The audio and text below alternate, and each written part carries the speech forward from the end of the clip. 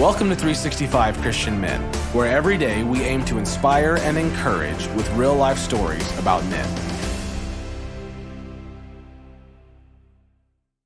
February 7th, Tony Dungy. On this date, in 2007, Tony became the first black head coach to win the Super Bowl, the Indianapolis Colts versus the Chicago Bears in Super Bowl 41. The same year, Tony released his memoir, Quiet Strength: The Principles, Practices, and Priorities of a Winning Life, and it reached #1 on the hardcover nonfiction section of the New York Times bestseller list. Today's story gives us a look at some of Tony's priority setting.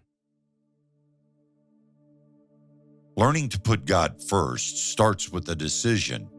It takes a lifetime.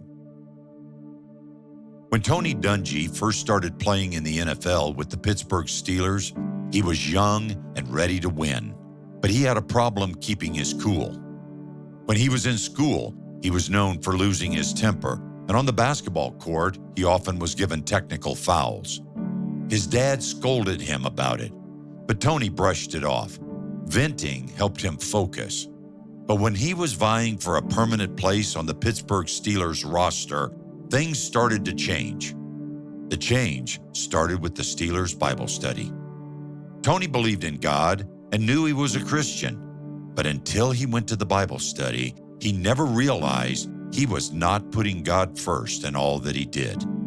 His teammates were often known for being the biggest and the toughest guys around. So when Tony saw them praying together and studying the Word, he realized their faith was not a weakness, but a true strength. Strength they drew from God. Tony wanted to be strong in faith like these players were. Tony made the team, but during his second season, he got sick with mononucleosis. He was not allowed to take the field until his white blood cell count became normal. 3 weeks passed, and he was still not up to par, nor was he allowed to practice with the rest of the team during their preseason camp.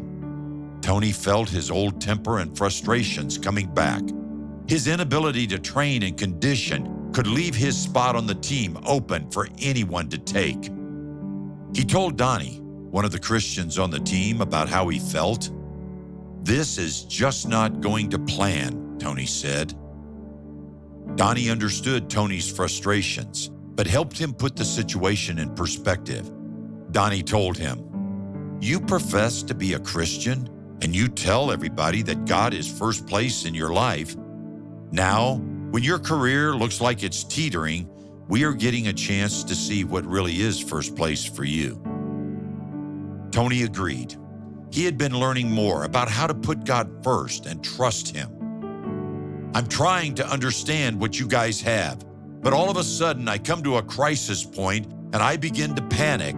My thought turns to, what am I going to do?" Donnie's answer was clear. All the Lord is trying to do is find out what is first place in your life. And right now, it looks like football is. What Donnie said made an impact on Tony. Donnie was telling it straight. Tony knew he needed to change. Football was something God allowed him to do, but it did not have to define him. His identity needed to be in God. Tony made a decision at that very moment to keep God first no matter what happened. Whether he was benched, healed, or even cut from the team, God would still be #1. 2 weeks passed, and Tony got better. Just in time for the first preseason game, he was able to return to practice with his team. That year, the Pittsburgh Steelers won 14 games and only lost 2. And later, won the Super Bowl against the Dallas Cowboys with a score of 35-31. Tony led the team and tied for 10th place in the entire NFL in interceptions. But despite his success as a player and later as a coach, Tony Dungy never forgot the most important achievement of his life: learning to put God first. When he was eventually traded and then saw his career on the verge of collapse, he knew from experience that as long as he kept God first, God would handle things. The door shut on his career as a player in the NFL, but an even bigger door opened for him to become one of the most well-known and respected coaches of all time. God tells us in Matthew 6:33, "But seek first his kingdom and his righteousness, and all these things will be given to you as well." What would you say is first in your life? You, your career, your family, or God? What would your family and friends say is first in your life? What is holding you back from trusting God and putting him first in your life today? Are you ready to pray and say, "God, help me make you first in every area of my life"? Learning to put God first starts with a decision. It takes a lifetime.